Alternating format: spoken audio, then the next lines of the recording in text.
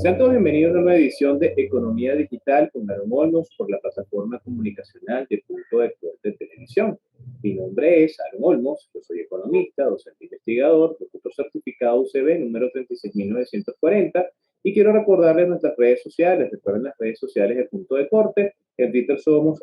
@punto_piso de corte. Para Facebook, YouTube, para Facebook, Instagram y LinkedIn somos Punto de Corte y para YouTube, Punto de Corte TV. El día de hoy quiero conversar con ustedes sobre un tema bien interesante y es que recientemente en la India se acaba de aprobar un decreto de ley donde se asume Bitcoin como una moneda de curso legal, al igual que ocurrió el 7 de septiembre del año 2021 en El Salvador por parte del gobierno de Nayib Bukele. Entonces, bueno, de alguna manera, ya algunos países están despertando la idea de que es posible permitir la cocirculación de un criptoactivo volátil, como puede ser Bitcoin, junto con su moneda de curso legal, amén de las divisas que en el mercado interno estén disponibles para, bueno, las propias operaciones de intercambio tradicionales, pues, las personas naturales y jurídicas en el mercado interno con el resto del mundo. Solamente que al abrir la puerta de Bitcoin, se está abriendo una puerta muy interesante, al igual que como ocurrió en El Salvador, con una cantidad de retos, ¿sí? Muchos retos a nivel de las finanzas públicas, a nivel de Contraloría, a nivel de presupuesto, a nivel de Contabilidad Nacional, que se tienen que asumir a partir del momento en el cual el gobierno de un país ya no es una persona, ya no es el peer-to-peer, ya no es un negocio, ya no es el B2B, sino que ahora es un gobierno el que está asumiendo que se puede utilizar estos datos digitales creados por un particular hace ya más de 13 años como una forma de dinero de curso legal. Y recordemos que el dinero de curso legal en principio es aquel que bajo la lógica bancentralista es emitido por el ente rector de la política monetaria y cambiaria, ¿no? Que es el Banco Central o el Banco de la Reserva de los países. Desde que la lógica bancentralista existe, es obligado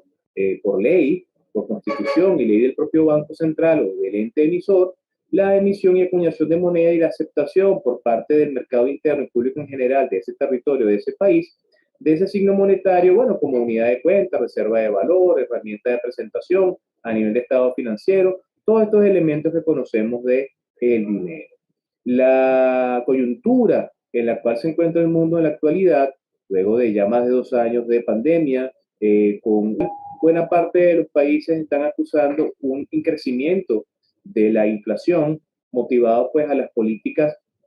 monetarias y fiscales de estímulo por un lado y de entrega de liquidez para poder garantizar consumo y demanda en los mercados internos ante la situación de desmovilización de grandes cantidades de personas para evitar el aumento en el contagio de esta pandemia que sigue estando con sus variantes. Todo esto ha generado que la política económica de los países trate de mantenerse un equilibrio entre, por un lado, el suplir ingresos en el mercado interno y tratar de estimular la demanda y el consumo, y por otro lado, tratar de controlar la inflación que está comenzando a ser más acusada en la gran mayoría de los países precisamente por la inactividad y la falta de movilidad del Producto Interno Bruto.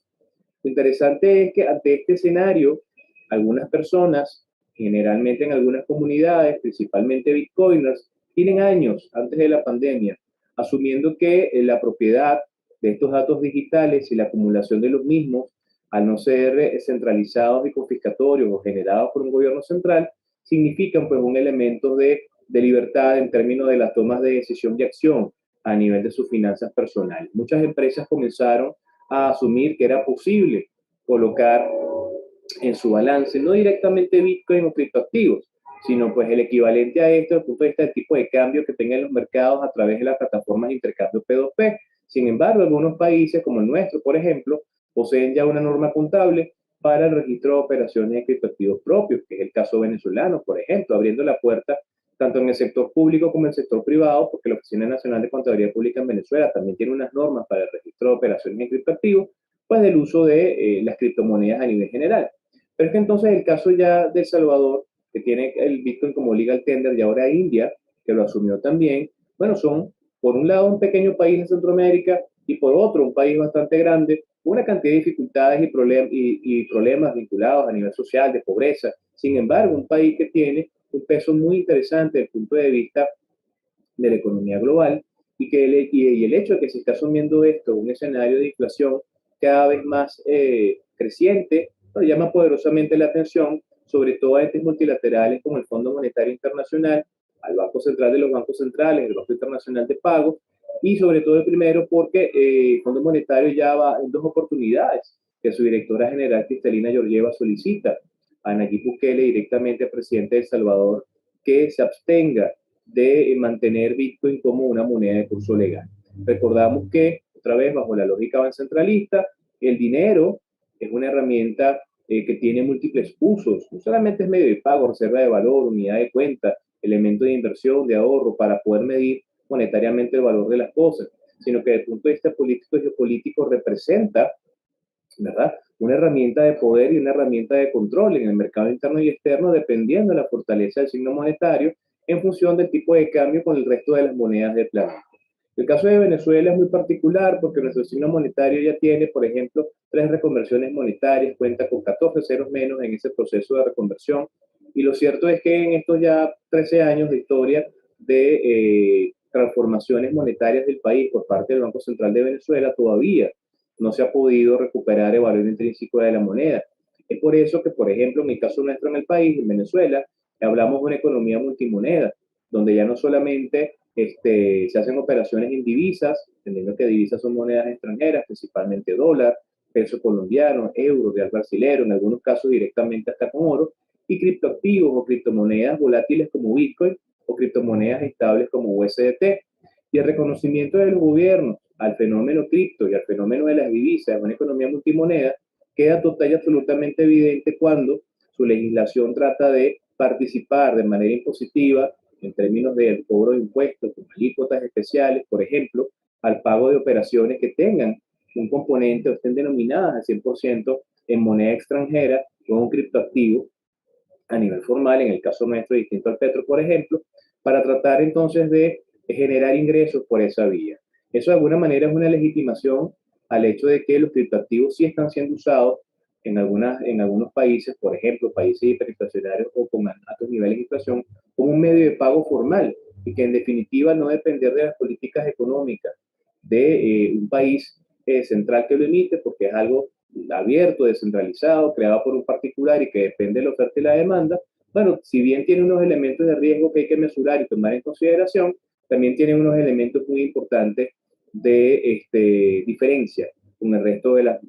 medios de pago en el entendido que no es una moneda fiat, sino que son datos digitales creados de manera finita y divisibles entre 100 millones de partes, por ejemplo, que es el estándar, pero para ser utilizado a nivel global sin cortapisas u obstáculos de los que generalmente ofrece el sistema financiero en términos generales.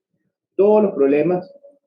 del mundo fiat hoy por hoy están presentes lastimosamente en el mundo de los criptoactivos. Problemas que tienen que ver con legitimación de capitales, problemas que tienen que ver, por ejemplo, con financiamiento al terrorismo. Precisamente por eso el Grupo de Acciones Financieras Internacionales, el GAFI, pues ya había emitido una cantidad de documentos haciendo sus alertas sobre qué es lo que hay que hacer cuando de alguna manera se hace evidente el hecho de que pues, es posible que se estén utilizando criptomonedas para actividades dolosas. Y como todo, de alguna manera todo eso tiene que encajar en una nueva visión financiera donde las personas naturales, jurídicas y ahora los gobiernos que están asumiendo estos criptoactivos como unas formas de pago, bueno, tienen que tomar en consideración. Finalmente, los gobiernos de los países que están dando estos pasos, más allá de garantizar mecanismos o herramientas para el registro, tienen que garantizar mecanismos que sostengan y den estabilidad a un presupuesto, a unas arcas públicas o unas reservas, si fuese el caso de colocarlo como parte de las reservas de un criptoactivo que tiende a ser altamente volátil y que de alguna manera pudiese colocar a nivel de las finanzas internacionales en términos de indicadores de riesgo al país en una situación de posible impago. Todo depende del porcentaje del dinero público que esté colocado en criptomonedas, por ejemplo. Entonces esto abre una nueva puerta al estudio de la construcción de herramientas vinculadas a finanzas públicas, a política económica, vinculado al tema de los criptoactivos, que ya un concepto importante existe, generado por el Laboratorio de Criptoeconomía del MIT en marzo de 2018, que es precisamente la criptoeconomía. Y parte del reconocimiento de que más temprano que tarde, como ya está ocurriendo, empresas, personas y ahora gobiernos están decidiendo incluir en sus balances criptoactivos volátiles como Bitcoin, y eso fuerza a los gobiernos a crear herramientas de política fiscal, monetaria, cambiaria y comercial vinculadas a la gestión de criptomonedas y criptoactivos. En este sentido, los centros de formación, los centros académicos, las áreas de investigación ya deberían estar montados en la carrera de tratar de vincular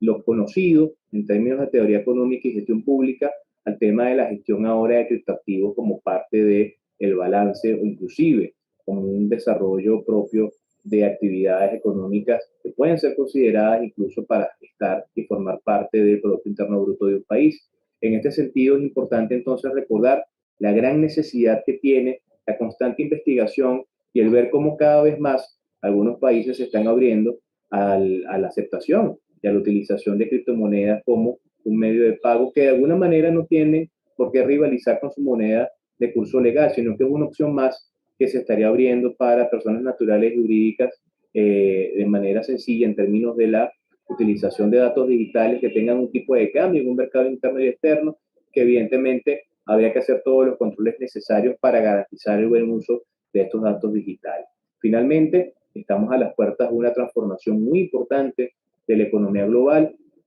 que viene de la mano de la tecnología, con una postura que hace 13 años comenzó con un libro blanco y luego un primer bloque, un bloque Génesis, que tiene detrás toda una propuesta ideológica conocida como criptoanarquismo y que en definitiva pues está logrando, quizá no de la manera como se lo propuso Satoshi, ciertas transformaciones en las finanzas globales al no depender de un gobierno central y los gobiernos ahora asumiendo estos datos digitales con todas sus características que poseen. Así que bueno, la invitación es a otra nueva edición de Economía Digital con Aaron Olmos, por acá, por la plataforma de Punto de Deporte Televisión. Les recuerdo nuestras redes sociales. En Twitter somos @puntopisodeporte, en YouTube somos Punto Deporte TV y para Facebook, Instagram y LinkedIn, Punto Deporte. Así que bueno, hasta acá los acompañamos y nos vemos en una próxima emisión.